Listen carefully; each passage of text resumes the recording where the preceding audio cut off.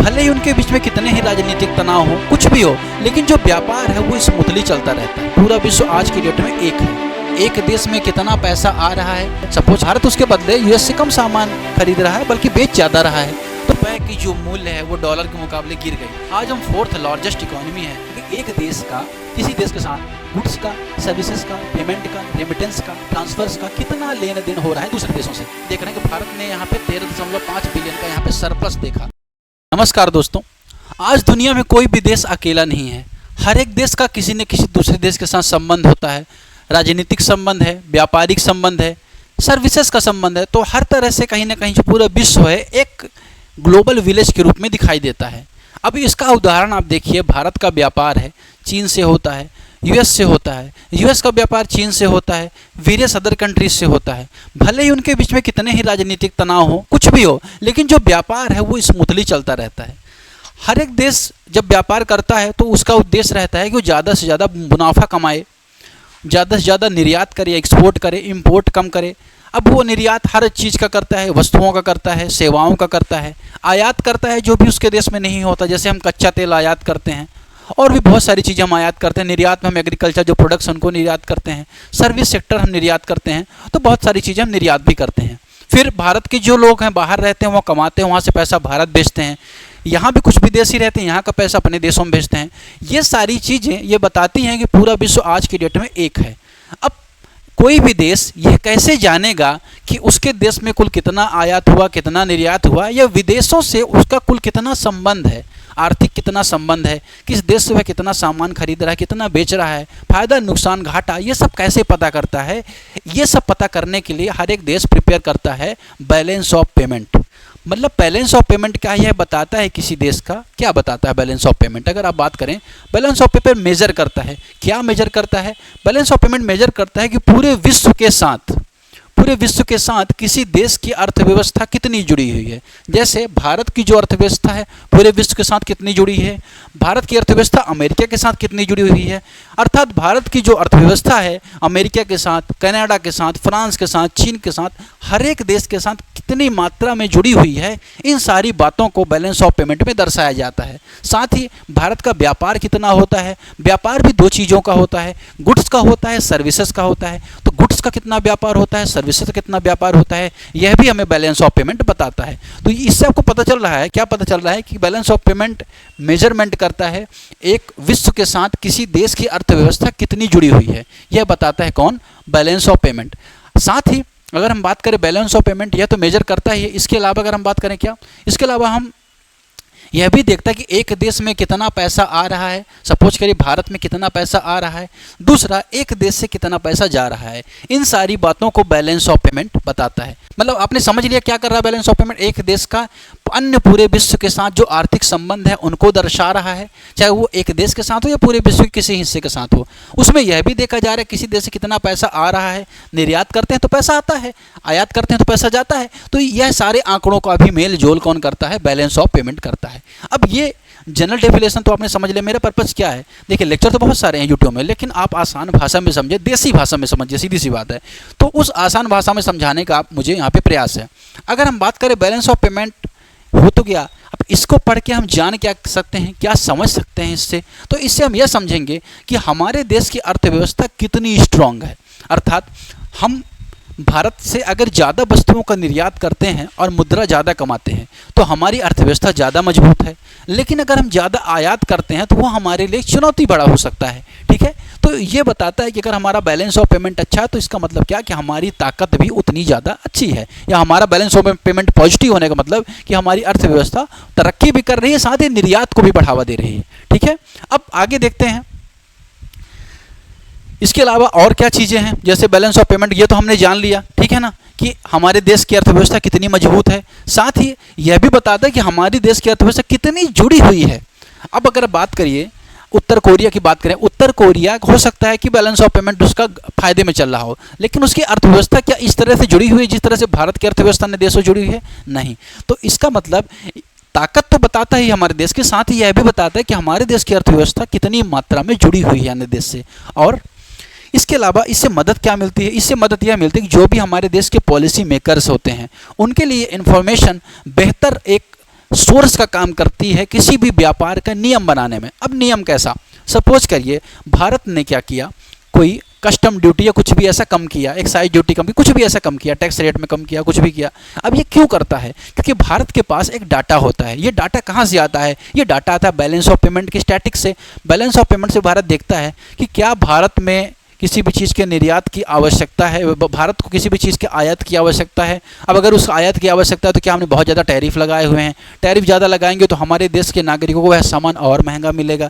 तो इन सारी बातों का जब मेजरमेंट मिल जाता है तो एक देश के पॉलिसी मेकर्स को यह आसानी होती है किसी भी पॉलिसी को बनाने में। अगर हम बात करें भारत के बारे में, अगर हमारे पास भारत का बैलेंस ऑफ पेमेंट है तो हमें यह पता चलता है कि भारत अमेरिका से ज़्यादा कमाता है, अमेरिका को ज़्यादा निर्यात करता है, चीन से ज़्यादा आयात करता है। अगर हम बात करें जैसे चाइना है, चाइना से भारत क्या करता है, ज़्यादा आयात करता है, तो भारत को जो व्यापारिक घाटा चाइना के प्रति ज़्यादा है। क्यों ज़्यादा है कि चाइना मैन्युफैक्चरिंग हब है और हमें मैन्युफैक्चरिंग की आवश्यकता है। हमारा देश तो मैन्युफैक्चरिंग हब हो नहीं पाया अभी तक, ठीक है। अब स्कीम्स बहुत सारी चल रही हैं, लेकिन अगर अब बात करें इस तरह से भारत ने कोई ऐसा काम तो अभी हुआ नहीं है, हालांकि प्रयास चल रहा है। अब हम जितने भी मोबाइल फ़ोन आप देखो, डिवाइस देखो, सेमीकंडक्टर्स देखो, चिप्स देखो, वो सब चाइना से आती है। तो जो ऑब्वियस सी बात है कि चाइना इलेक्ट्रिसिटी का मोबाइल का हब है, तो हमारा चाइना से बैलेंस ऑफ पेमेंट हमारा कम घाटे में रहता है। अब उसी तरह से अगर हम बात यूएस का, यूएस में हम ज़्यादा एक्सपोर्ट करते हैं, यूएस से हम कम इंपोर्ट करते हैं। यही चुनौती यूएस को देखने को मिलती है। यूएस क्या कर रहा है, आप देखेंगे यूएस टैरिफ वॉर क्यों कर रहा है, क्योंकि यूएस को पता है कि बैलेंस ऑफ पेमेंट यूएस का भारत के प्रति घाटे में चल रहा है। भारत को ज़्यादा कमा के ज़्यादा पैसा दे रहा है, भारत उसके बदले यूएस से कम सामान खरीद रहा है, बल्कि बेच ज़्यादा रहा है। तो भारत का फायदा है यूएस के प्रति, जो हमारा व्यापारिक घाटा है पॉजिटिव में रहता है यूएस से। रसिया से भी अगर हम देखें तो रसिया से हम डिफेंस वगैरह इक्विपमेंट हम क्या करते हैं, इंपोर्ट करते हैं, लेकिन फिर भी अगर देखें बहुत ज़्यादा हमें फायदे में हम ये रहते हैं कि क्रूड ऑयल है, एनर्जी जो इंपोर्ट से हमें मिल जाते हैं। लगभग 60% के आसपास जो डिफेंस हमारी जो कहते हैं ना कि डिफेंस की जो हमारी निर्भरता है वो हमारी रूस के साथ है, पाकिस्तान है, नेपाल है, ये सिंगापुर है। मतलब पूरे विश्व में अगर हम देखें तो भारत का किसके साथ कितना अच्छा संबंध है, व्यापारिक संबंध में कहाँ घाटा कहाँ फायदा, ये सारे आंकड़े बैलेंस ऑफ पेमेंट से मिलते हैं। ये जब आंकड़े मिल जाते हैं पॉलिसी मेकर्स को तो उन्हें आसानी होती है नीतियों को बनाने में या नीति निर्माण करने में। आगे बढ़ते हैं और बात करते हैं कि बैलेंस ऑफ पेमेंट को एक बार और डिफाइन करके समझते हैं। बैलेंस ऑफ पेमेंट का मतलब क्या कि all economic transaction between normal residents of India और नॉन रेसिडेंट्स ऑफ इंडिया। अब देखिए भारत में दो तरह के लोग रहते हैं, एक तो भारत के निवासी हैं, भारत की मतलब निवासी या भारत के नागरिक हैं, दूसरे भारत के नागरिक नहीं हैं, अनिवासी मतलब भारत में रहते हैं कहीं और के लेकिन भारत में रहते हैं। अब उसी तरह से हर एक देश की सिचुएशन होती है। यूएस में अगर आप देखेंगे कुछ लोग यूएस के नागरिक होंगे, कुछ लोग यूएस के नागरिक नहीं होंगे, यूएस में कमाने गए होंगे। अब उन सारे लोगों का जो ट्रांजेक्शन है वह सारे इकोनॉमिक ट्रांजेक्शन ही बताते हैं कि बैलेंस ऑफ पेमेंट की सिचुएशन क्या है, ठीक है। अब आगे हम जब समझेंगे करंट अकाउंट, कैपिटल अकाउंट समझेंगे तो सब कुछ आसानी से आपको समझ में आ जाएगा। अब अगर हम बात करें, अब बैलेंस ऑफ पेमेंट ट्रांजैक्शन तो बता रहे हैं, लेकिन एक चीज़ और यहाँ पे, एक निश्चित समय काल में, एक टाइम पीरियड में, अर्थात एक साल के भीतर कितना इकोनॉमिक ट्रांजैक्शन हो रहा है एक देश के नॉर्मल रेसिडेंस और नॉन रेसिडेंस के बीच में दूसरे देश के साथ, तो ये बैलेंस ऑफ पेमेंट हमें बताता है। अब अगर हम बात करें गुड्स एंड सर्विसेज कितने आयात और निर्यात हो रहे हैं, इसके अलावा इनकम कितनी आ रही है, मतलब क्या गुड्स एंड सर्विसेज भारत में कितने आयात हुए कितने निर्यात हुए, यह बैलेंस ऑफ पेमेंट में नोट होता है। इनकम अर्थात भारत को आय कितनी हो, आय कैसे होती है, हमारा बहुत सारी जगह इन्वेस्टमेंट रहता है या हम बहुत सारे देशों को लोन देते हैं, वहाँ से डिविडेंड मिलता है हमको उसके बदले, तो उससे इनकम कितनी हुई, प्रॉफिट कितना हुआ। इसके अलावा ट्रांसफ़र कितने आए, लोग हमारे जो भारत में से लोग बाहर जाते हैं कमाने, जब बाहर कमाने जाते हैं तो वहाँ से कितना पैसा पाते हैं, कमाते हैं, कुछ पैसा भारत में भेजते हैं, रेमिटेंस भेजते हैं, वो ट्रांसफ़र इसमें नोट किया जाता है। कोई गिफ्ट, बड़े गिफ्ट जो आते हैं विदेश से जो भारत में दिए जाते हैं उनको भी इसमें काउंट किया जाता है। इसके अलावा फॉरेन इन्वेस्टमेंट, तो फॉरेन इन्वेस्टमेंट और लोन, इन सारी चीज़ों को हम काउंट करते हैं बैलेंस ऑफ पेमेंट। अर्थात ये आप याद रखिएगा, बैलेंस ऑफ पेमेंट में हमें लोन भी काउंट करते हैं जो विदेशों से हम लेते हैं, फॉरेन इन्वेस्टमेंट जो विदेशों से निवेश आता है उसे भी काउंट किया जाता है, गिफ्ट्स को भी काउंट किया जाता है, ट्रांसफ़र्स को भी जो भारत के लोग बाहर रहते हैं वहाँ पैसा कमा के भेजते हैं वह भी काउंट होता है। इसके अलावा इनकम भी काउंट होती है और गुड्स एंड सर्विसेज का जो आयात और निर्यात है, ये सारी चीज़ें, ये सारे इकोनॉमिकल जो ट्रांजेक्शन होते हैं ये बैलेंस ऑफ पेमेंट में काउंट होते हैं, ठीक है। अब आगे चलें, आई होप आप सभी को समझ में आ गया होगा। आगे हम देखेंगे कि this transaction of made by, अब ये जो सारे ट्रांजेक्शन हो रहे हैं, इनकम है, लोन है, ये सारे किसके द्वारा हो रहे हैं, कौन कर रहा है ये सारे ट्रांजेक्शन भारत से। अब ये ट्रांजेक्शन देखिए किसके द्वारा हो सकते हैं, या तो भारत सरकार द्वारा हो सकते हैं, भारत सरकार भी लोन लेती है, भारत सरकार को भी निवेश करना होता है, कभी जापान से या कभी AIIB से, NDB से, ब्रिक्स से, वर्ल्ड बैंक से, तो भारत सरकार के ट्रांजेक्शन हो सकते हैं ये। या तो ये किसी इंडस्ट्रियल फॉर्म के ट्रांजेक्शन हो सकते हैं, कोई औद्योगिक घराना है वो लोन ले रहा है या कुछ भी आ रहा है, उसको भी हम काउंट करेंगे यहाँ पे। या तो कोई इंडिविजुअल, तो अर्थात कोई भी ट्रांजेक्शन इंडिविजुअल के द्वारा जो रेमिटेंस आता है वो इंडिविजुअल कहलाएगा, इंडिविजुअल के द्वारा, फर्म्स के द्वारा या इंडियन गवर्नमेंट के द्वारा जो विदेशों से हो रहे हैं उन सभी को यहाँ पे काउंट किया जाता है, उन्हीं के द्वारा जो ट्रांजेक्शन किए जाते हैं उनको यहाँ पे काउंट किया जाता है बैलेंस ऑफ पेमेंट में। Balance of payment is also known as the balance of international payments, ठीक है, यह भी आपको यहाँ पे एक स्टेटमेंट है, आपको यहाँ पे याद रखना है। अब अगर हम बात करें महत्व की कि बैलेंस ऑफ पेमेंट का आखिर महत्व क्या है, रोल क्या है, तो सबसे पहला एक इंपॉर्टेंट महत्व है कि depict the financial and economical status of country, कि एक देश की फाइनेंशियल इकोनॉमिकल सिचुएशन क्या है किसी देश की, यह पता चलता है। अब मैंने आपको बताया कि व्यापार हो रहा है तो हम ज़्यादा निर्यात कर रहे हैं, ज़्यादा आयात कर रहे हैं, यह सब पता हमें बैलेंस ऑफ पेमेंट से चलता है। दूसरा, use an indicator of determine, अब किसके लिए इंडिकेटर का काम करता है कि भारत किसी भी देश की करेंसी की क्या वैल्यू होगी, यह भी डिटरमाइन करता है बैलेंस ऑफ पेमेंट। अगर हम बात करते हैं कि रुपए की जो मूल्य है वो डॉलर के मुकाबले गिर गई या रुपए का मूल्य डॉलर के मुकाबले बढ़ गया, तो ये क्यों पता चलता है, क्योंकि जब हम ज़्यादा आयात करेंगे तो हमें अपने पास से जो डॉलर्स होते हैं जो हम फॉरेक्स रिजर्व में रखते हैं वो हमें ज़्यादा देना पड़ता है। इससे क्या होता है कि रुपए की वैल्यू कम होती है, तो अगर हम ज़्यादा आयात करेंगे तो हमारी जो रुपए की वैल्यू है कंपैरेटिव अगर हम बात करें तो कम होती है, तो रुपए जो किसी देश की करेंसी की जो वैल्यू है वह भी डिटरमाइन करती है बैलेंस ऑफ पेमेंट से। अब अगर हम बात करें किसी देश की करेंसी की जो वैल्यू एप्रिसिएट कर रही है या डिप्रिसिएट कर रही है, अर्थात रुपए का मूल्य डॉलर के मुकाबले बढ़ रहा है, घट रहा है, यह भी डिटरमाइन किया जाता है बैलेंस ऑफ पेमेंट से। साथ ही अगर हम बात करें भारत सरकार help the government to decide physical and trade policies, साथ ही भारत सरकार को यह मदद करती है कि व्यापारिक नीतियां किस तरह से बनाएं। भारत कई बार व्यापारिक नीतियां 1991 के दौर में लिक्विड LPG रिफॉर्म्स आए, तो LPG रिफॉर्म्स जब आए तो भारत का जो व्यापार है, वैश्विक जो व्यापार है उसके साथ और जुड़ा, ग्लोबलाइजेशन बढ़ा, प्राइवेटाइजेशन बढ़ा, है ना, लिबरलाइजेशन बढ़ा, इससे जो अंतर्राष्ट्रीय स्तर पर जो भारत की भागीदारी है वह बढ़ गई। तो ये कैसे संभव हुआ, यह कहीं ना कहीं बैलेंस ऑफ पेमेंट जो क्राइसिस की सिचुएशन आई भारत में, उसके बावजूद ये बाद में ये निर्णय लिए गए। तो अगर बैलेंस ऑफ पेमेंट का डाटा नहीं होता, उनके क्राइसिस की सिचुएशन पता नहीं होती, तो क्यों LPG रिफॉर्म्स लेते, तो क्यों आज भारत की तरक्की इतनी हो पाती जितनी आज वर्तमान में है। आज हम 4th लार्जेस्ट इकोनॉमी है, ये क्यों संभव हुआ, क्योंकि हम अंतर्राष्ट्रीय अर्थव्यवस्था से बेहतर तरीके से जुड़े हैं, और ये अंतर्राष्ट्रीय अर्थव्यवस्था से जो जुड़ाव है उसके आंकड़े हमें बैलेंस ऑफ पेमेंट में देखने को मिलते हैं। उस आंकड़े की मदद सरकार अच्छी नीतियां बनाती हैं। तो ये सारे महत्व यहाँ पे बता रहा है बैलेंस ऑफ पेमेंट का। तो आइए हम बात करेंगे component of balance of payments की, बैलेंस ऑफ जो पेमेंट है उसके कौन कौन से घटक हैं, अर्थात क्या क्या उसके अंदर आता है ना।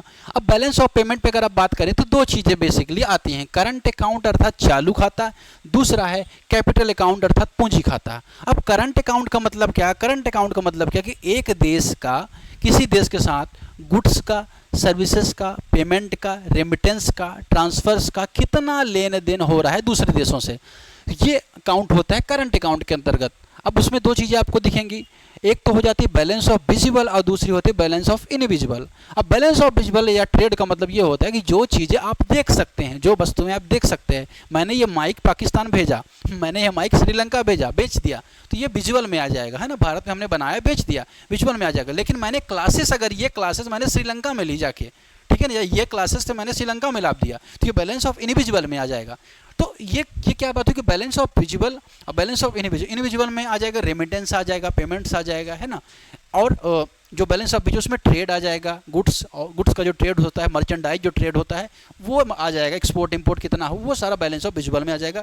सर्विस रिलेटेड, है ना, रेमिटेंस रिलेटेड, पेमेंट रिलेटेड इसमें आ जाएगा। अब कैपिटल अकाउंट की बात करें तो कैपिटल अकाउंट का मतलब क्या है, निवेश एक देश में कितना हुआ, दूसरा पूंजी में कितनी कमी या बढ़ोतरी हुई, ठीक है ना।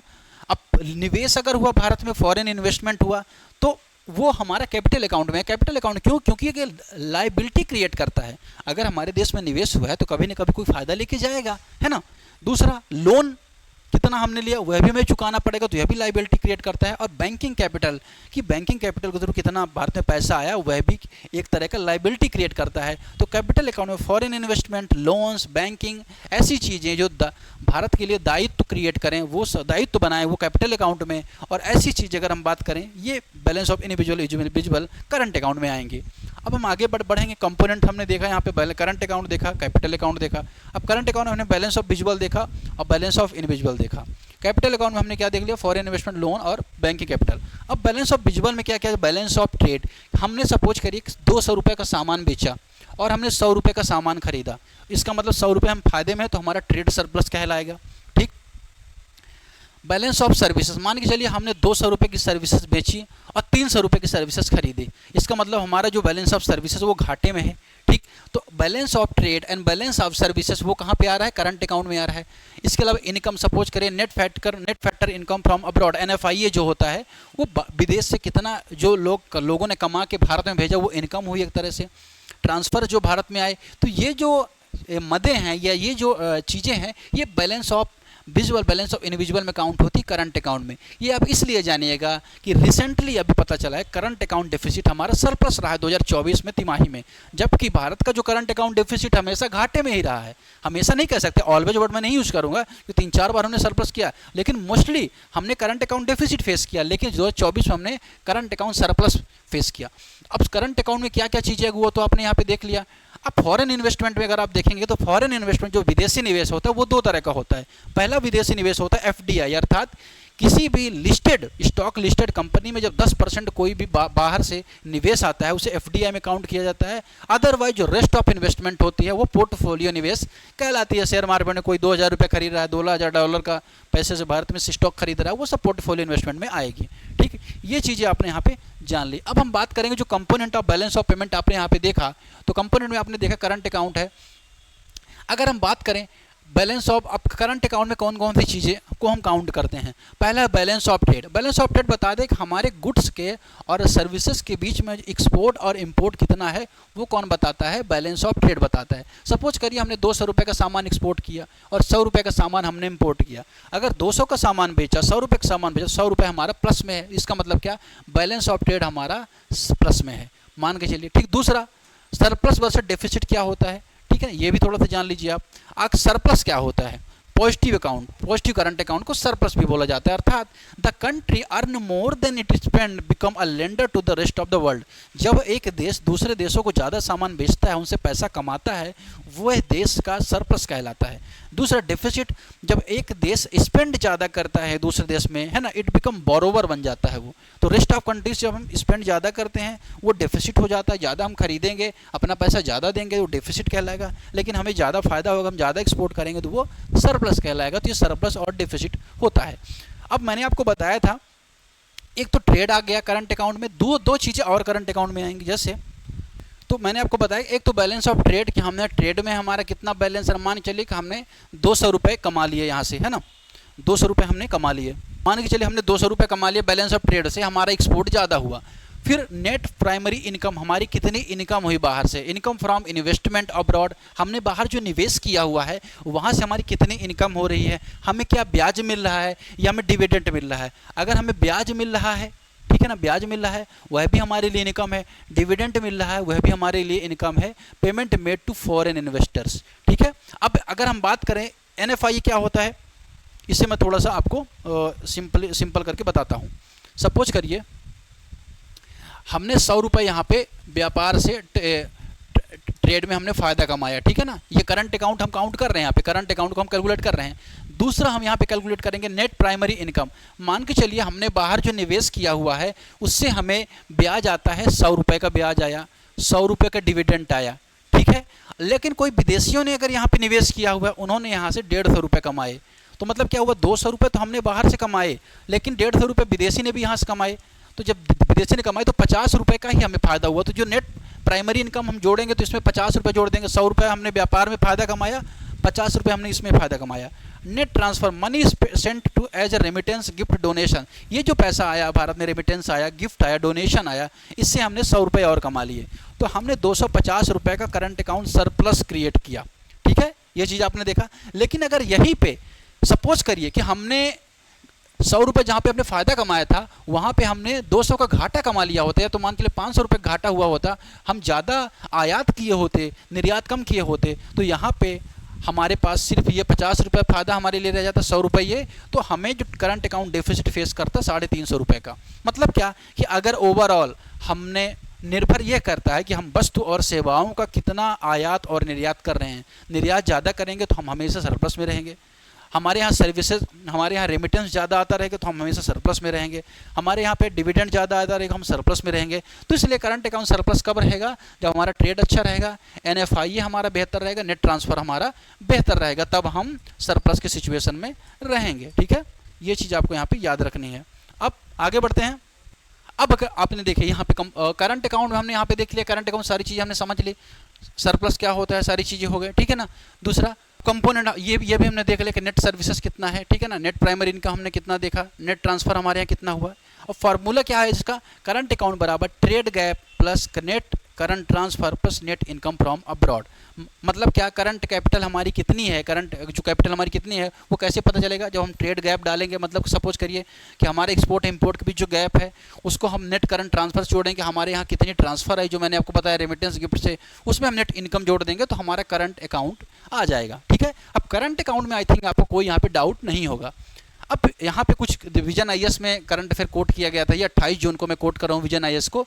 इन्होंने बताया कि करंट अकाउंट बैलेंस, मैं नोट ले लेता हूँ, current account balance post surplus 1.3% of GDP financial year Q4। तो पहली बार अगर हम देखें यहाँ पे 1.3% का सरप्लस हमने यहाँ पे क्रिएट किया, पहली बार, गलत वर्ड है, ठीक है ना, Q4 में, तो 2024-25 में हमने पहली बार ये देखा।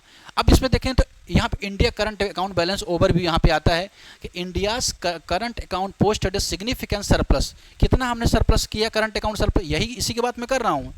यहाँ पे जो हमने पिछले पेज में देखा, मैं इसकी बात कर रहा हूँ करंट अकाउंट की, इसी की। अब यहाँ पे हम क्या देख रहे हैं? यहाँ पे हम देख रहे हैं कि भारत ने यहाँ पे 13.5 बिलियन का यहाँ पे सरप्लस देखा। सरप्लस देखा तो कितने का? 13.5 बिलियन का, equivalent of 1.3% of GDP during Q4 of 2024-25. This marked a shift from the 3 consecutive quarters of deficit primarily driven by the surge at the service export. This marks shift from the 3 consecutive quarter, ठीक है ना, of deficit primarily driven by the surge of service. अब देखिए ज़्यादातर भारत का जो service sector है ना वो ज़्यादा हम निर्यात करते हैं, वस्तुएं तो हम ज़्यादा आयात करते हैं लेकिन सर्विस हम ज़्यादा निर्यात करते हैं। इसलिए अगर हम देखेंगे ज़्यादा जब भी हमें फ़ायदा होता है उसमें सर्विस सेक्टर का योगदान बहुत होता है। In Q4 financial 2024 there was a current account surplus 4.6 billion, तो 0.5% के आसपास जो GDP है उसका हमने सरप्लस देखा था Q4 में। The current account deficit for Q3, अब Q3 में हमने डेफिसिट देखा था, यहाँ पे तो हमने सरप्लस देखा 2 बार, करंट अकाउंट सरप्लस, लेकिन 2 बार हमने डेफिसिट देखा।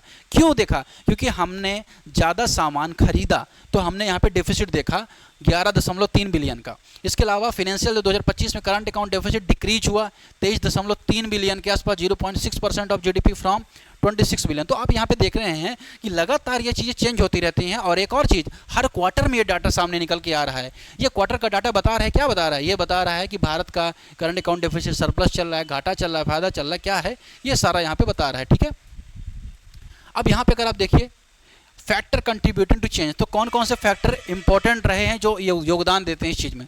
नेट सर्विसेज रिसीव्ड इंक्रीज 53, मतलब क्या, हमने जो सर्विस सेक्टर है उसका जो सर्विस रिसीप्ट उसको हमने यहाँ पे ज़्यादा इंक्रीज हुआ 53.3 बिलियन के आसपास कंपेयर टू 42%, तो ये यहाँ पे बड़ा सर्विस सेक्टर। दूसरा मर्चेंडाइज ट्रेड जो डेफिसिट चल रहा था, जो गुड्स, मर्चेंडाइज का मतलब क्या, वस्तुएं, उसका जो ट्रेड डेफिसिट हमारा $59.5 बिलियन का था वो यहाँ पे हमारा 52 हुआ। मतलब क्या कि जो हमारा ट्रेड डेफिसिट गुड्स को लेकर चल रहा था, वस्तुएं, मैंने आपको कई बार बताया कि वस्तु हम ज़्यादा आयात करते हैं, वो हमने यहाँ पे कम किया। ठीक है। तो कहीं ना कहीं जो आत्मनिर्भर भारत की बातें चल रही हैं वो कहीं ना कहीं यहाँ पे फायदे के लिए रही हैं। ठीक है। तो ये हमने यहाँ पे कम किया।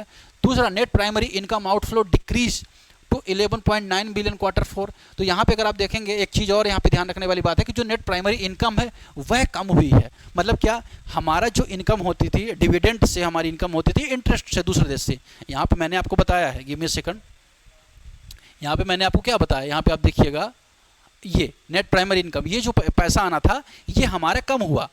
ये यहाँ पे आंकड़ा यही बताने का प्रयास यहाँ पे कर रहा है, आप देखेंगे यह आंकड़ा यही बताने का प्रयास कर रहा है। ठीक है। तो ये यहाँ पे कम हुआ। साथ ही प्राइवेट हाँ, साथ ही private transfer receipt mainly remittance rose, तो जो प्राइवेट ट्रांसफ़र होती है, जो भारत के लोग बाहर कमाने आते हैं, उनका पैसा अगर हम बात करें बढ़ गया है, 31 से 33 बिलियन पहुंच चुका है। ठीक है, तो ये जो फैक्टर्स कंट्रीब्यूट करते हैं, मैंने आपको इन चारों फैक्टर के बारे में बताया, सर्विसेज के बारे में, मर्चेंडाइज गुड्स के बारे में, इनकम के बारे में, ट्रांसफर्स के बारे में, तो ये सारा मैंने आपको वहाँ पे ऑलरेडी बताया। अब अगर करंट अफेयर में आता है तो आपको समस्या नहीं होगी इस चीज़ों को समझने में। फॉरेक्स एक्सचेंज रिजर्व, अब ये क्या होता है? अब देखिए, भारत में आप विदेश जाते हैं तो आप यहाँ पे डॉलर तो भारत में छपते नहीं है ना, आपको डॉलर लेने पड़ते हैं, वहाँ पे डॉलर से आप चीज़ों को ले पाते हैं, दे पाते हैं, जिस भी दे जाते हैं उसकी करेंसी यूज़ करनी रहती है। वो कैसे आपको प्राप्त होती है? क्योंकि अगर आप देखेंगे कि जो हमारा रिजर्व बैंक है वो फॉरेक्स रिजर्व रखता है। फॉरेक्स रिजर्व में वो क्या करता है, वो एक तो डॉलर तो रखता ही है, ठीक है ना। डॉलर अगर हम बात करें, जो भी सिंबल हो, मुझे ध्यान नहीं आ रहा है, डॉलर रखता है, चलिए ठीक लिख देता हूँ। डॉलर रखता है, HDR रखता है, ठीक है ना, HDR रखता है, ठीक है ना, रिजर्व ट्रेंच रखता है, गोल्ड रखता है ना। ये चार चीज़ें भारत के फॉरेक्स रिजर्व में रखता है। ये क्यों रखता है? क्योंकि 1951 में हमने फॉरेक्स क्राइसिस देखा था। 1951 में हमने फाइनेंशियल क्राइसिस देखा, हमारे पास फॉरेक्स रिजर्व 7 दिन के लिए नहीं बचा था। अब वर्तमान में अगर हम बात करें तो 700 बिलियन डॉलर के आसपास हमारे पास फॉरेक्स रिजर्व वर्तमान में है। उनमें अगर हम बात करें, कुछ डॉलर्स में रहता है, जिससे कोई व्यापार हो रहा है, डॉलर की आवश्यकता पड़े हमें डॉलर मिल जाए, गोल्ड की आवश्यकता पड़े हमें गोल्ड मिल जाए, है ना। और HDR और जो रिजर्व ट्रेंच है, यह भी हमारे पास होता है, जो IMF द्वारा रिकॉग्नाइज है। तो भारत का जो फॉरेक्स रिजर्व है यहाँ पे Q4 में 8.8 billion, significantly lower than 30 billion यहाँ पे बता रहा है। Observe Q4 for the entire financial year there was a depreciation 5 billion compare to the expectation 63 billion. ठीक है, ये चीज़ आपको यहाँ पे याद रखें। ठीक है, तो आपको फॉरेक्स रिजर्व के बारे में आपने समझ लिया। अब फॉरेक्स रिजर्व आपके लिए इंपॉर्टेंट हो जाता है, क्योंकि जब ट्रेड होगा तो बिना डॉलर विदेशी करेंसी के आप संभव नहीं हो पाएगा पेमेंट्स वगैरह को एग्जीक्यूट करना, इसलिए आप फॉरेक्स रिजर्व का भी इंपॉर्टेंस हो जाता है। Future outlook, ICRA project there the current account will return the deficit. तो ये करंट अफेयर जो डेवलपमेंट था वो आपने यहाँ पे इसके संबंध में देखा। अब थोड़ा सा आगे बढ़ते हैं, इसको थोड़ा सा शॉर्ट में करते हुए आगे बढ़ते हैं, और यहाँ पे हम बात करेंगे इसके बारे में, डिफरेंस के बारे में, कि बैलेंस ऑफ पेमेंट और बैलेंस ऑफ ट्रेड में क्या डिफरेंस है। कई बार ये शब्द कंफ्यूजन क्रिएट ना करे, इसलिए यहाँ पे हम देखेंगे। तो देखिए, बैलेंस ऑफ ट्रेड यहाँ पे क्या होता है? बैलेंस ऑफ ट्रेड स्टेटमेंट बताता है एक कंट्री के इम्पोर्ट का, एक्सपोर्ट का, गुड्स का, अर्थात हमारा जो गुड्स है, मर्चेंडाइज है, वस्तु का, एक देश के साथ दूसरे देश के साथ कितना व्यापार है, वो हमारा बताता है बैलेंस ऑफ ट्रेड, वस्तुओं को लेके। लेकिन बैलेंस ऑफ पेमेंट में क्या होता है? इसमें रिकॉर्ड किया जाता है ऑल इकोनॉमिक ट्रांजैक्शन, गुड्स तो है ही, लेकिन सारे इकोनॉमिक ट्रांजैक्शन, पेमेंट्स हो या एनी टाइप ऑफ ट्रांजैक्शन, वो सब बैलेंस ऑफ पेमेंट में रिकॉर्ड होंगे। अब अगर हम बात करें, यहाँ पे रिकॉर्ड किया जाता है गुड्स को, यहाँ पे सभी को, गुड्स एंड सर्विसेज सभी को। अब यहाँ पे जो कैपिटल ट्रांसफर यहाँ पे एक्सक्लूड किया, कैपिटल ट्रांसफर को यहाँ पे नहीं इंक्लूड किया जाता। लेकिन अगर आप बैलेंस ऑफ पेमेंट में देखें, मैंने आपको बताया था कि करंट अकाउंट, कैपिटल अकाउंट, तो कैपिटल अकाउंट को यहाँ पे इंक्लूड किया जाएगा। Economic status, it give only partial view of countries economic status. अब व्यापार का आंकड़ा जानेगा तो पार्शियल ही पता चलेगा, क्योंकि व्यापार में, लेकिन अगर आप देखें जो सारे ट्रांसफर को अगर आप काउंट कर लेते हैं, सभी ट्रांजैक्शन को जान लेते हैं, तो आपको रियल पिक्चर मिलती है बैलेंस ऑफ पेमेंट की। इसके अलावा it is the component of current account of balance of payment, दूसरा current and capital account are its component. अब अगर हम बात करें आगे, ठीक है, ये तो इन्फो ठीक है। अब इसमें कुछ ऐसे इंपॉर्टेंट फैक्ट नहीं, बस ये थोड़ा सा आपको जानना था। हालांकि इतना लेक्चर के बाद आपको समझ में तो आ गया होगा बैलेंस ऑफ पेमेंट और बैलेंस ऑफ जो ट्रेड, इसके बीच बहुत सारा डिफरेंस होता है।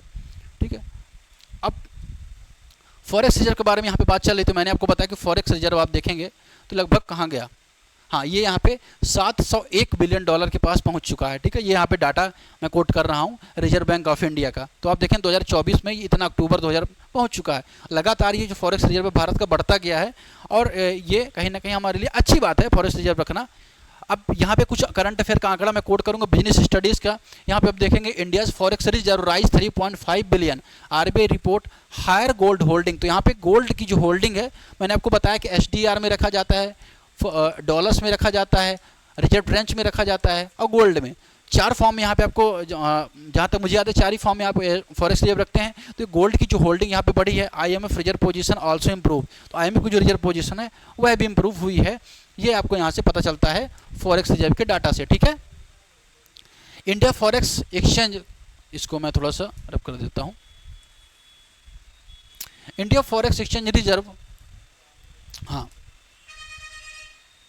India Forex Exchange Reserve saw the rise of 3.51 billion reaching 6.94। ये मैंने आपको बता ही दिया कि ऑलरेडी इसका जो ये फॉरेक्स एक्सचेंज जो रिजर्व है वो हमारे बढ़े हैं और इसकी जो रिस्पॉन्सिबिलिटी है रिजर्व बैंक ऑफ इंडिया के पास होती है। ये करंट अकाउंट मैंने यहाँ पे कोट किया है सिर्फ इसलिए कि आपको पता रहे कि चीज़ों को हम करंट अफेयर के साथ लिंक करते हुए पढ़ेंगे, ऐसे ही रैंडमली हम चीज़ों को नहीं पढ़ेंगे। यहाँ पे कंपोनेंट आपको देख लेना है। फॉरेक्स जो यहाँ पे कंपोनेंट आप देखेंगे, फॉरेन करेंसी हो गया है ना, लार्ज कंट्रीब्यूशन होता है डॉलर्स और फॉरेन करेंसी में। गोल्ड रिजर्व्स हो गए, स्पेशल ड्रॉविंग राइट हो गए और रिजर्व ट्रेंच हो गए। अब स्पेशल ड्रॉविंग राइट्स क्या होता है? It is not a currency but it value of determined by the basket of 5 major currencies. तो ऐसी मेजर करेंसी जिनमें ग्लोबली ज़्यादा ट्रेड होता है, चाहे यूएस डॉलर हो, यूरो हो, चाइनीज हो, रेनमिनबी हो, जापान येन हो, ब्रिटिश पाउंड हो, इनको मिला के एसटीआर बनाया जाता है। अब रिजर्व ट्रेंड पोजीशन जो है आईएमएफ के द्वारा RTP countries quota based on access to IMF resources available for borrowing without strict condition use of BOP financial stability. तो रिजर्व ट्रेंड को भी इस चीज़ में काउंट किया जाता है। तो फॉरेक्स रिजर्व में क्या क्या चीज़ें होती हैं, क्या क्या कंपोनेंट होते हैं, ये चीज़ हमने यहाँ पर देख ली। अब क्योंकि देखिए आईएमएफ का पार्ट है ना, ज़्यादा हम इसमें जाएंगे तो लेक्चर और बड़ा हो जाएगा। अब क्या क्या आता है आपको फॉरेक्स रिजर्व में जान लेना है। अगर हम बात करें इक्विलिब्रियम और डिसइक्विलिब्रियम, अगर हम बात करें अगर बैलेंस है हमारा तो उसे इक्विलिब्रियम बोला जाए कि हाँ सब कुछ ठीक ठाक चंगा सी चल रहा है ना, मोदी जी की भाषा में। लेकिन इम्बैलेंस डिसइक्विलिब्रियम का मतलब क्या? इंपोर्ट ज़्यादा हो रहा है, एक्सपोर्ट कम हो रहा है, तो वो सिचुएशन क्या कहलाएगी? डेफिसिट क्रिएट करेगी। Demand for foreign currency exceed supply. तो इसमें हमें जो फॉरेन करेंसी की जो डिमांड है वो बढ़ जाएगी अगर हम इंपोर्ट ज़्यादा करते हैं। दूसरा, एक्सपोर्ट ज़्यादा करते हैं, supply of foreign currency exceed demand, तो सरप्लस क्रिएट होगा और इसमें सप्लाई ज़्यादा फॉरेन करेंसी की बढ़ेगी ना कि डिमांड। डिसइक्विलिब्रियम में ये सिचुएशन होती है। अब अगर बात करें इक्विलिब्रियम में, अगर देखें इकोनॉमिक फैक्टर क्या क्या होते हैं, क्या परिस्थितियां होती हैं कि हमें डॉलर ज़्यादा चाहिए होता है, उसमें आता है स्ट्रक्चरल चेंज। अगर हम बात करें इंडिया की जो इकोनॉमी है, एग्रीकल्चर सेक्टर से, इंडस्ट्रियल से कैपिटल गुड्स इंपोर्ट की तरफ बढ़ रही है। साथ ही हमारा एक्सपोर्ट ज़्यादा होता है, कभी कभी ऑयल इंपोर्ट हमारा बहुत ज़्यादा बढ़ जाता है, क्रूड ऑयल पर हमारी डिपेंडेंसी बहुत ज़्यादा है। ठीक है, मैं पेन ले लेता हूँ। तो क्रूड ऑयल पे हमारी डिपेंडेंसी ज़्यादा, स्पेंड करते हैं हैवली क्रूड ऑयल पे। इसके अलावा लार्ज स्केल डेवलपमेंट एक्सपेंडिचर हमारे चलता है, भारतमाला, सागरमाला जैसे प्रोजेक्ट हमारे यहाँ चल रहे हैं। स्टील है, बहुत सारी चीज़ों को हमें आयात करना पड़ता है, पुल वगैरह बनाना है। इसके अलावा हाई डोमेस्टिक प्राइस भी भारत में चलती है, इन्फ्लेशन भी रहती है, साइक्लिक फ्लक्चुएशन भी है। ग्लोबल इकोनॉमी जो रिसेशन है 2008 के बाद, उसमें एक्सपोर्ट फॉल हुई थी डिमांड में, बीओपी स्ट्रेस इमर्जिंग इकोनॉमीज, तो ये सारी सिचुएशन भी देखने को मिलती है। तो इकोनॉमिकल फैक्टर होता है डिसइक्विलिब्रियम के पीछे। आगे अगर हम देखें पॉलिटिकल फैक्टर भी होते हैं। हाई पॉपुलेशन ग्रोथ, जनसंख्या बढ़ेगी तो जाहिर सी बात है कि हमें आयात ज़्यादा करना पड़ेगा, है ना। हाई पॉपुलेशन एग्जांपल सब सहारन अफ्रीका में पॉपुलेशन बूम कर गई है, इससे फूड इंपोर्ट बढ़ गया है, लोअर हो गया सेविंग एक्सपोर्ट उनका, ठीक है ना, ये चीज़ हो गई। इसके अलावा अगर हम बात करें पॉलिटिकल इनस्टेबिलिटी देखने को मिलती है, जहाँ पे यूक्रेन वॉर में, तो इससे भी कहीं ना कहीं डिसइक्विलिब्रियम क्रिएट होता है। भाई व्यापार ही नहीं कर पाएगा, युद्ध में उलझा रहेगा, तो क्या ही उसका इक्विलिब्रियम क्रिएट होगा, बैलेंस ऑफ पेमेंट क्या उसका फायदे में रहेगा। फिर सोशल फैक्टर भी अगर आप देखें, ग्लोबल ट्रेंड्स को हम फॉलो करते हैं, वेस्टर्न क्लॉथ्स को फॉलो करते हैं, वो चीज़ यहाँ पे आपको देखने को मिलती है। प्रिफरेंस शिफ्ट होता है वेस्टर्न, तो ये सारे कारण यहाँ पे आपको देखने को मिलते हैं, ठीक है। अब यहाँ पे बात हो रही है यहाँ पे मेजर्स ऑफ बीओपी को मेजर कैसे किया था, automatic correction and deliberative measures, तो ये सारी चीज़ें, तो ये हमारा नेक्स्ट लेक्चर का पार्ट रहेगा। यहाँ पे हमें थोड़ा सा देखना method of correcting balance of disequilibrium, तो कैसे हम इसको करेक्ट कर सकते हैं। तो ऑटोमेटिक अगर हम बात करें यहाँ पर adjustment of happen automatically through the market forces by government intervention. Price अगर चेंज होता है इसके द्वारा हम क्या कर सकते हैं, उसको करेक्शन लाया जा सकता है। इनकम वेरिएशन, कैपिटल इनफ्लो, तो ये बेसिकली मेंस का पार्ट है। और जो मेंस के अभी मैं इसको भेज भी दूंगा आपको, पीपीटी आपको मिल जाएगा। तो उसमें अगर आप देखें तो ऑटोमेटिक करेक्शन सरकार कर सकती है किसी भी डिसइक्विलिब्रियम को सही करने में। एक्सचेंज रेट को भी सरकार मैनिपुलेट कर सकती है। इसके अलावा अगर हम बात करेंगे तो डेलिबरेटिव मेजर्स भी लिए जा सकते हैं, जैसे मॉनेटरी मेजर्स है, मॉनेटरी करेक्शन है, डिवैल्यूएशन है, एक्सचेंज कंट्रोल है। तो ये मेजर्स उठा के भी हम क्या कर सकते हैं, डिसइक्विलिब्रियम को मैनेज कर सकते हैं, ठीक है। दूसरा, एक्सपोर्ट प्रमोशन हम बढ़ावा देंगे, निर्यात को जो हम बढ़ावा देंगे, तो निर्यात जब बढ़ावा देंगे तो हमें हमारा जो बैलेंस ऑफ पेमेंट हमारे लिए पॉजिटिव में रहेगा, ठीक है। जैसे पीएलआई स्कीम हमने शुरू की, पीएलआई स्कीम का पर्पज़ क्या था कि जो हमारा प्रोडक्शन उसको बढ़ाएंगे, जब प्रोडक्शन बढ़ाएंगे तो हमारा एक्सपोर्ट बढ़ेगा, साथ ही इंपोर्ट कम होगा, जैसे लाइसेंस वगैरह नॉन एसेंशियल आइटम को हम इंपोर्ट नहीं करेंगे, आत्मनिर्भर भारत या हमारे स्वदेशी को बढ़ावा देंगे, इससे हमारा बैलेंस ऑफ पेमेंट इक्विलिब्रियम की तरफ रहेगा। इसके अलावा फॉरेन लोन हम अगर कम लें, है ना, फॉरेन इन्वेस्टमेंट अगर आता है तो ठीक है, लेकिन लोन हमें कम लेना चाहिए, यह भी हमें याद रखना है। एफआरबीएम कमेटी 2003 जिसका वीडियो मैंने कवर किया था, उस कमेटी ने हमें रिकमेंड किया था कि लगभग 40% के आसपास जीडीपी का लोन नहीं होना चाहिए। अगर आप देखो वर्तमान में 300% जीडीपी के लोन हो चुके हैं, जैसे जापान है, बहुत सारी कंट्रीज़ के, तो लोन जो डेट बहुत ज़्यादा बढ़ जाए वो नहीं होना चाहिए। टूरिज्म को हमें बढ़ावा देना चाहिए, जिससे विदेशी लोग भारत में आए, यहाँ पे विदेशी मुद्रा जो खर्च करें भारत में, जो विदेशी मुद्रा भारत में खर्च करेंगे तो हमारे लिए फ़ायदे का सौदा रहेगा। फॉरेन रेमिटेंस हमारे पास ज़्यादा से ज़्यादा आए, वह भी हमारे लिए बेहतरी होगी उससे। इसके अलावा अगर आप देखेंगे import substitution, encourage domestic production of import substitution, ठीक है। India's push EV battery manufacturing, तो ठीक है, भारत अगर इंपोर्ट्स सब्सटीट्यूशन की जगह भारत मैन्युफैक्चरिंग को बढ़ावा देता है तो इससे भी जो हमारा डिसइक्विलिब्रियम है उसे कम किया जा सकता है, ठीक है। और क्या कॉजेज ऑफ बीओपी क्राइसिस। अब बीओपी क्राइसिस अगर हम बात करें 1991 में भारत में बीओपी क्राइसिस आया, मतलब क्या, भारत के पास पेमेंट करने के लिए पैसे नहीं थे। अब पेमेंट करने के पैसे नहीं थे, उसमें क्या कारण थे? लार्ज कैपिटल इनफ्लो इनिशियली अगर हम बात करें, example Thailand 91 receive huge foreign investment before 97, तो कैपिटल इनफ्लो बहुत ज़्यादा, लार्ज कैपिटल इनफ्लो दिखाई देता है, तब वहाँ पे बीओपी क्राइसिस आते हैं। भारत की बात नहीं है, यहाँ पे थाईलैंड के एग्जांपल है यहाँ पे कि बहुत ज़्यादा इन्वेस्टमेंट आ गई और उसके बाद क्राइसिस सिचुएशन बन गई। उसके अलावा डेट बहुत ज़्यादा ले लिया, अर्जेंटीना ने 2018 में बहुत ज़्यादा डेट ले लिया, इससे वहाँ पे क्या हुआ, कैपिटल फ्लाइट की सिचुएशन हो गई, लोगों ने पैसा बाहर निकालने लगे और बाहर निकाल के भारत अपने देश में निवेश करने लगे। सपोज करिए कि एक देश है, उस देश ने बहुत ज़्यादा लोन ले लिया या उस देश में बहुत ज़्यादा इन्वेस्टमेंट है। अब इन्वेस्टमेंट तो डॉलर के फॉर्म में आई थी, तो बैंक के पास है, रिजर्व बैंक के पास है या किसी भी सेंट्रल बैंक के पास है। अचानक से पता चला कोई अच्छी कंट्री है, उसने इन्वेस्टमेंट पॉलिसीज और कमज़ोर कर दी है ना, उसने उन्हें, तो निवेशक को वहाँ फ़ायदा होगा, तो यहाँ से पैसा पुल करेंगे, उसको बोला जाए कैपिटल फ्लाइट बोला जाएगा, तो उनकी पूंजी वहाँ से रवाना हो जाएगी। तो इससे क्या हुआ, debt crisis situation BOP crisis खड़ा कर सकती है। फिर करेंसी डिप्रिसिएशन, टर्की ने क्या किया 2018 में, लीरा को कोलैप्स कर गया due to foreign debt burden and policy uncertainty. तो ये सिचुएशन, करेंसी डिप्रिसिएशन से भी बीओपी क्राइसिस सिचुएशन आ जाती है। इसके अलावा फॉरेक्स रिजर्व अगर बहुत कम हो जाते हैं, ये भी कहीं, जो श्रीलंका में क्राइसिस आए वो क्यों आए, क्योंकि फॉरेक्स रिजर्व उनके पास ना के बराबर बचे थे। फिर पॉलिसी कंस्ट्रेन, अगर भारत में जैसे बीओपी क्राइसिस आए तो वो क्यों आए, क्योंकि कहीं ना कहीं जो नीतियों में कमजोरी भारत में दिखाई देती थी, खासतौर पे अन्य देशों के साथ व्यापार करने के संबंध में। बाद में IMF ने मदद की और बीओपी क्राइसिस से हम बच पाए। तो कई कारण हो सकते हैं यहाँ पे बीओपी क्राइसिस के, सिर्फ एक कारण नहीं। लार्ज कैपिटल आ जाती है, बहुत ज़्यादा डेट लेना हो, चाहे करेंसी के डिप्रिशिएट करना हो, या फॉरेक्स रिजर्व कमी आ जाए, या नीतियों में किसी देश की पॉलिटिकल जो पॉलिसी है, विल पावर, वो भी ख़राब हो जाए, तो भी कहीं ना कहीं ये सिचुएशन आ जाती है। तो ये सारा लेक्चर हमने यहाँ पे देखा। फाइनली हम देखेंगे बीओपी रिफ्लेक्ट्स एक्सटर्नल स्ट्रेंथ। तो जो बीओपी बैलेंस ऑफ पेमेंट होता है, एक्सटर्नल स्ट्रेंथ को बताता है ना, कि हमारे देश की जो शक्ति है वो कितनी हो गई। क्राइसिस यूजुअली ट्रिगर करता है अनस्टेबल डेट को, plus capital flight, plus forex depletion. तो क्राइसिस ये बता देता है कि हमारा अगर हम डेट बहुत ज़्यादा लेते रहेंगे, बहुत ज़्यादा हम अगर इंपोर्ट करते रहेंगे और जो आत्मनिर्भरता को बढ़ावा नहीं देंगे, मैन्युफैक्चरिंग को बढ़ावा नहीं देंगे, तो बीओपी क्राइसिस बहुत आम हो जाएगा। इसलिए सरकार हमेशा यहाँ पे बढ़ावा देती है, इंपोर्ट कम किए जाएँ, एक्सपोर्ट ज़्यादा किया जाए, मैन्युफैक्चरिंग को बढ़ावा दिया जाए, है ना, और जो अपनी करेंसी उसको भी स्टेबल रखा जाए। तो आज की लेक्चर में फिलहाल इतना ही। आपको कैसा लगा आप ज़रूर बताएं, और ऐसे ही लेक्चर्स की अगर आपको डिमांड हो तो आप कमेंट सेक्शन में बताएं। साथ ही ये जो PDF है हमारे Telegram channel India's affairs by Divas Dwivedi से जाके डाउनलोड कर सकते हैं। तो आज के लिए बस इतना ही, धन्यवाद।